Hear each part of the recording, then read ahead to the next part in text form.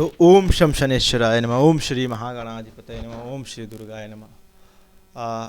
हमारे मंदिर में शनिवार का दिन विशेष पूजा का आयोजन किया जाता है, जो कि आप सब भक्त लोग बहुत दूर दूर से आता है, माताएं बहनें सभी बूढ़े बच्चे जो भी हमारे सभी धर्म कार्य करने हेतु जो भी है सभी अपना योगदान देते हैं।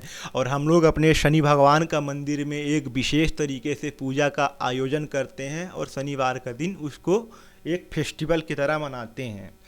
तो जो हमारा शनिवार का विशेष पूजा का आयोजन रहता है, तो हम सुबह भगवान का अभिषेक करते हैं। हमारे बहुत सारे भक्त लोग होते हैं जो भक्ति प्राप्त करने हेतु अपने जीवन काल में भगवान का सेवा करने के लिए भगवान का मंदिर में जाके अपनी सेवा देते हैं। उनका सेवा कुछ इस प्रकार से रहता है कि वो लोग भगवान का मंदिर में जाके भगवान के लिए अभिषेक के लिए कुछ अपना भक्ति भाव के लिए कुछ योगदान देते हैं। उनका भक्ति के लिए, उनको भक्ति प्राप्त करने के लिए, उनके जीवन में सभी कुशल मंगल अच्छा होने के लिए हम भगवान का मंदिर में शनिवार के दिन भगवान का अभिषेक कराते हैं। हमारे मंदिर में डेली अभिषेक होता है, लेकिन शनिवार के दिन विशेष अभिषेक होता है जो कि पंचामृत और नारियल पानी और जो नॉर्मल जल है उससे हम लोग कराते हैं डेली। हम अभिषेक करने से पहले सभी लोग जो हमारे भक्त लोगों का सेवा रहता है, पूजा पाठ उनका रहता है, तो हम उनके लिए भगवान के मंदिर में भगवान से प्रार्थना करते हैं कि जो हमारे भक्त लोग हैं जो हमारे मंदिर में अपनी सेवा दिए हैं, उनका जीवन में धर्म कार्य करने हेतु उनको अच्छा उन्नति होना चाहिए। उनका परिवार में बच्चे बूढ़े माता पिता जो भी हैं, बच्चों को अच्छी शिक्षा, माता पिता को अच्छी सेहत, उनका सभी परिवार को अच्छा वैभव देना चाहिए। ऐसे करने हेतु हम भगवान से प्रार्थना करते हैं। और फिर हम सुबह सुंदर पंचामृत से अभिषेक कराते हैं और नारियल पानी से अभिषेक कराते हैं। भगवान भी प्रसन्न हो जाते हैं ऐसी भक्ति पा करके कि हमको ऐसा कली में ऐसा भक्त कहाँ मिलेगा। और इसके प्रताप इसके समक्ष फिर हम क्या करते हैं कि भगवान को सुंदर वस्त्र से पोंछ करके, फूल माला, एक साफ़ सुथरा कपड़ा पहना के, बढ़िया चंदन घिस करके, भगवान को चंदन लगा करके भगवान को सुंदर एकदम पूजा के लिए रेडी कर देते हैं। और भगवान को आवाहन करते हैं मंत्र शास्त्र के हिसाब से कि हे भगवान, हमारे सभी प्रार्थना को आप स्वीकार करिए, हमारे भक्तों को एक अच्छा आशीर्वाद दीजिए।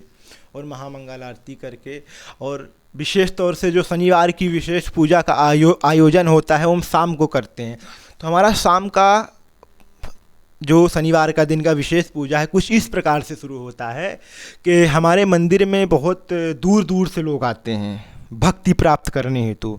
कोई 50 किलोमीटर, कोई 100 किलोमीटर, क्योंकि उनके आत्मा में भगवान की भक्ति पाने हेतु उनको ऐसा है कि मुझे भगवान के मंदिर में जाके भगवान की भक्ति पाना चाहिए। इसके लिए हमारा मंदिर 52 साल पुराना है। इसके लिए भगवान को वो रहता है कि इतना पुराना मंदिर से हम जुड़े हुए हैं, तो शनिवार का पूजा मिस नहीं करना चाहिए। इसके लिए मंदिर में जाके ग्रंथ पारायण का आयोजन करते हैं, जो कि हमको सीख मिलती है। जो हमारे मंदिर में नए भक्त लोग आते हैं उनको नहीं पता रहता है कि मंदिर में जाने से पहले हमको कैसे पूजा करना चाहिए, उनको नहीं पता रहता है, अज्ञान बस उनको नहीं पता रहता है। तो लोग क्या करते हैं, क्यों उनको जो पता रहता है उसी प्रकार से पूजा करते हैं, लेकिन वो गलत होता है। हमको ऐसे नहीं करना चाहिए। हम किसी भी मंदिर में जाते हैं तो जो मंदिर के पुजारी होते हैं, भट जी लोग होते हैं, हमें उनसे ज्ञान लेना चाहिए कि पंडित जी, हम मंदिर में पूजा करने हेतु आए हैं, हमको इस आपका भगवान का मंदिर में आने के बाद किस प्रकार से पूजा करनी चाहिए, वो भट्ट जी 100% आपको बताए हैं। क्योंकि भट्ट जी ही एक ऐसे प्राणी होते हैं जो भगवान की भक्ति पाने हेतु आपको एक सत्य का ज्ञान दे सकते हैं। ये सब भट्ट जी से हमको जरूर पूजा होना चाहिए।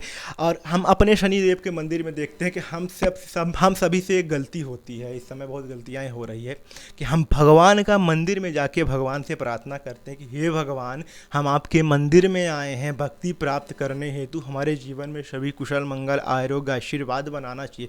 बट हम अपने जीवन में सबसे बड़ी गलती यहीं पे करते हैं, क्योंकि हम अपने जो प्रार्थना होती है भगवान का मंदिर के पीछे, जो ये पीछे होता है, यहाँ पे कभी नहीं करना चाहिए। क्योंकि भगवान का मंदिर के पीछे अधर्म का वास होता है।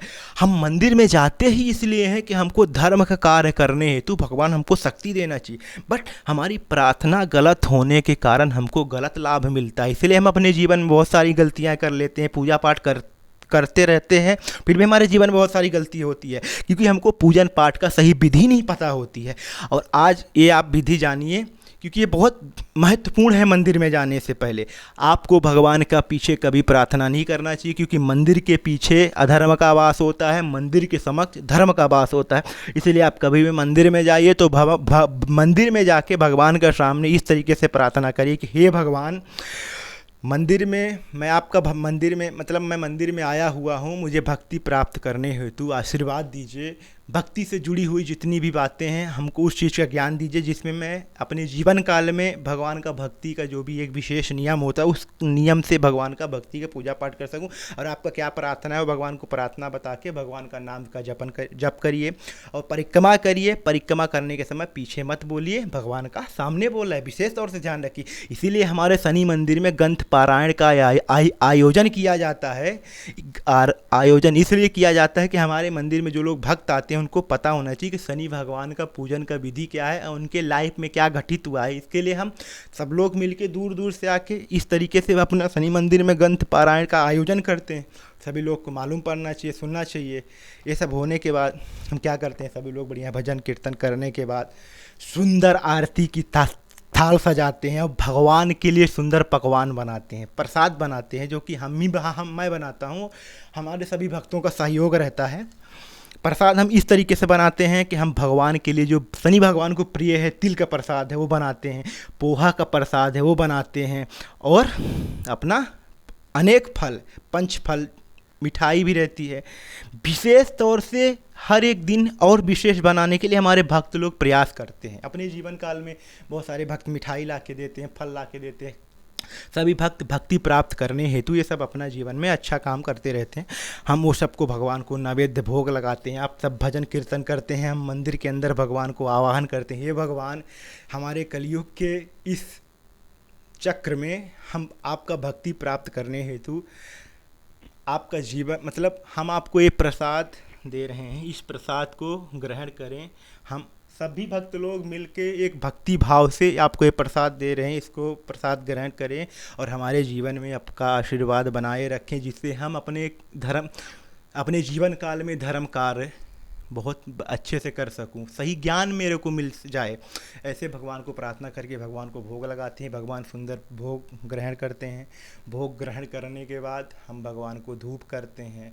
धूप करने के बाद उनको 1 मिनट छोड़ते हैं कि हे भगवान, आप आराम मतलब थोड़ा 1 मिनट छोड़ना चाहिए। भगवान को भोग लगाने के बाद 1 मिनट छोड़ना चाहिए। धूप करने के 1 मिनट बाद छोड़ के भगवान को हम महामंगल आरती का आयोजन करते हैं, जिसमें सभी भक्त लोग बढ़िया प्रेम श्रद्धा पूर्वक भगवान को आरती करते हैं। फिर हम लोग लास्ट में भगवान को पूजन संपूर्ण करने हेतु लास्ट का हमारा भगवान का प्रार्थना नियम रहता है। हम लोग भगवान को प्रार्थना करते हैं। भगवान को प्रार्थना कुछ इस प्रकार से करते हैं कि हे भगवान, हमारे जीवन में बहुत सारी ऐसी चीज़ होती है जो नहीं होना चाहिए। हम आपका भक्ति के मार्ग में आए हैं, हमको भक्ति का मार्गदर्शन देना चाहिए। इसके लिए हम भगवान से प्रार्थना करते हैं और भगवान के मंदिर में जाके सभी भगवान से पूजा पाठ करने की एक सही विधि का वो करने के लिए हम भगवान से प्रार्थना करते हैं। प्रार्थना करने के बाद हमको क्या है, हमारे मन में क्या है, सभी भगवान को प्रति बोलना चाहिए कि भगवान, मैं आपका भक्ति प्राप्त करने के लिए मेरा ये प्रार्थना है, मेरा प्रार्थना आप स्वीकार करिए और आपका आशीर्वाद हमारे ऊपर दीजिए, जिससे धर्म कार्य करने हेतु जो भी कार्य है हम अपने जीवन में, निजी जीवन में कर सकें। हमारे परिवार को, हमारे आसपास जो भी हैं सभी के जीवन में अच्छा होना चाहिए। हमारे माँ बाप खुश रहना चाहिए, हमारे घर के लोग खुश होना चाहिए, हमारे बच्चों को अच्छा शिक्षा मिलना चाहिए। ऐसे करके हम भगवान से प्रार्थना करते हैं। और अगर आप जो कि आप भगवान से प्रार्थना कर रहे हैं कि सभी भक्त के लिए, अगर आप सबका भला चाह रहे हैं तो भगवान आपका लिए हम 100% आपके साथ रहेंगे। इसी भक्ति मार्ग के लिए हम आपको एक बात बताते हैं। हम बेंगलोर में पूजा पाठ करते थे, तो हमारे एक प्रिय मित्र थे। वो प्रिय मित्र बहुत पैसे वाले थे। तो भगवान ने मित्र क्या करते थे कि मंदिर में आते थे, हम प्रार्थना की विषय में बात कर रहे थे, इसलिए एक प्रार्थना के विषय में बात बता रहे हैं आप सबको कि वो क्या करते थे कि हमारे हनुमान जी का मंदिर में आते थे, नित्य पूजा करते हैं, बढ़िया उनका भक्ति भाव था, अच्छे पैसे वाले थे। भगवान के मंदिर में आके सुंदर प्रार्थना करते थे। तो आके भगवान से प्रार्थना किए, हे भगवान, अपने मन में प्रार्थना किए, बाद में मेरे को बताए थे कि हे भगवान, मैंने 5 लाख का इन्वेस्ट किया है, उसको 10 लाख फ़ायदा होना चाहिए। और सभी कुशल मंगल होना चाहिए। उनको जीवन में जो भगवान से प्रार्थना किए थे सभी लाभ मिला। उसके 1 साल बाद वो बहुत निराश होके हमारे मंदिर में आए और डेली आ रहे थे 1 2 3 4 दिन, लेकिन हम उनसे एक दिन पूछ लिया कि आप निराश क्यों हो? तो बोले कि मेरा इस समय स्थिति बहुत ख़राब चल रहा है और हम भगवान का डेली भक्ति कर रहे हैं फिर भी हमको लाभ नहीं मिल रहा है। हम पिछले साल भगवान से अच्छे से प्रार्थना किए थे तो हमको बढ़िया लाभ मिला था, अभी लाभ मिल रहा है लेकिन पिछले साल जैसा लाभ नहीं मिल रहा है। हम अच्छे से प्रार्थना किए तो हमने बोला कि चलिए ठीक है, वो तो सही है, आपने भक्ति किया। भगवान का भक्ति हम किसी भी भाव में करते हैं, भगवान उस भक्ति को स्वीकार करते हैं। लेकिन आपने किस प्रकार से भगवान की भक्ति की थी? तो बोले कि शास्त्री जी हमने कुछ इस प्रकार से, बेंगलोर में भट्ट जी लोग को शास्त्री जी बोलते हैं, तो बोले शास्त्री जी हम कुछ इस प्रकार से भगवान से प्रार्थना किए थे कि हे भगवान जी, मैंने 5 लाख का इन्वेस्ट किया है तो उसमें 10 लाख का फ़ायदा होना चाहिए। मैं इतना आपको मंदिर में बाद में प्रसाद चढ़ाऊँगा। भगवान ने मेरी सुन ली। मेरे को 3-4 दिन बाद जानकारी मिली कि मेरा इस तरीके से फ़ायदा हुआ है और मैं क्या करना चाहिए। तो मैं बोला कि आपका प्रार्थना भगवान स्वीकार करेंगे, क्योंकि हम कोई भी भगवान से प्रार्थना करते हैं भगवान उसको स्वीकार करते हैं। लेकिन हम आपका जो भगवान के प्रति प्रार्थना करने का वो श्रद्धा था, वो श्रद्धा ही गलत था। क्योंकि भगवान के मंदिर में हम जाते हैं, भगवान से कभी किसी चीज़ की डिमांड नहीं करना चाहिए, क्योंकि भगवान ने हमारा जन्म दे दिया, वो जन्म ही हमारा सबसे बड़ा धन है। तो हम भगवान से कुछ इस प्रकार से प्रार्थना करना चाहिए, हे भगवान, हम आपकी भक्ति प्राप्त करने हेतु आपके मंदिर में आए हैं और हमको आना भी चाहिए। हमारे निजी जीवन में आपके लिए समय देना चाहिए हमको। हम अज्ञानी थे, हमको नहीं पता था, लेकिन अब हमको आपका भक्ति का मार्ग में आने के लिए बहुत खुशी मिल रहा है और मन करता है कि हम भगवान का भक्ति करना चाहिए। इसके लिए हम आपके मंदिर में आए हैं। तो आप हमारी पूजा स्वीकार करिए और हमारे ऊपर और हमारे सभी परिवार के ऊपर, हमारे आसपास के जो सभी लोग हैं, आप सभी के ऊपर कृपा बना के रखिए और हम विशेष तौर पे सभी के ऊपर कृपा बना के रखिए और हमको धर्म के मार्ग में चलने का मार्गदर्शन दीजिए। अगर आप इस प्रकार से भगवान से विनती करेंगे तो हमारा वचन है, मतलब हम वचन देते हैं कि भगवान आपका साथ कभी गलत नहीं होने देंगे, भगवान आपके साथ हमेशा रहेंगे। भगवान के मंदिर में जाके कभी हमको लालच विधि से पूजा नहीं करना चाहिए कि हमको ये मिलना चाहिए। हमको भगवान का मंदिर में जाके भगवान का आशीर्वाद मांगना चाहिए, क्योंकि अगर भगवान का आशीर्वाद रहेगा तो कोई बुरी शक्ति की इतनी वो नहीं है कि आपके ऊपर आके आपको गलत रास्ते पे ले जा सके। अब विशेष तौर पे हमको मंदिर के पीछे प्रार्थना नहीं करना चाहिए, मंदिर के आगे प्रार्थना करना चाहिए। ये हमारा भगवान को प्रार्थना स्वीकार होकर हम भगवान को पुष्प अंदर चढ़ाएंगे। बट जब हम परिक्रमा करने हेतु जाते हैं तो उस समय हमको घंटी नहीं बजाना चाहिए, क्योंकि क्या होता है कि हम भगवान को प्रार्थना करने के बाद भगवान विश्राम करने के लिए चले जाते हैं। घंटी महामंगल आरती के बाद कभी भी किसी मंदिर में नहीं बजाना चाहिए। परिक्रमा आप कर लीजिए, आपका श्रद्धापूर्वक भगवान को प्रार्थना कर लीजिए आपके मन में क्या है, और प्रार्थना करने के बाद तुरंत खड़े होके आपको घर को नहीं जाना चाहिए। आपको प्रार्थना करके आपको 1 मिनट या 30 सेकेंड बैठ के भगवान को प्रार्थना कर, मंदिर में जाने से पहले मंदिर में बैठ के ही आपको घर जाना चाहिए। आज का हमारा शनिवार का विशेष पूजा का नियम था। फिर अगले शनिवार के दिन हम विशेष तौर से शनिवार का विशेष पूजा का और विशेष तरीके से आयोजन किएंगे। आप सब आमंत्रित हैं। जय शनिदेव।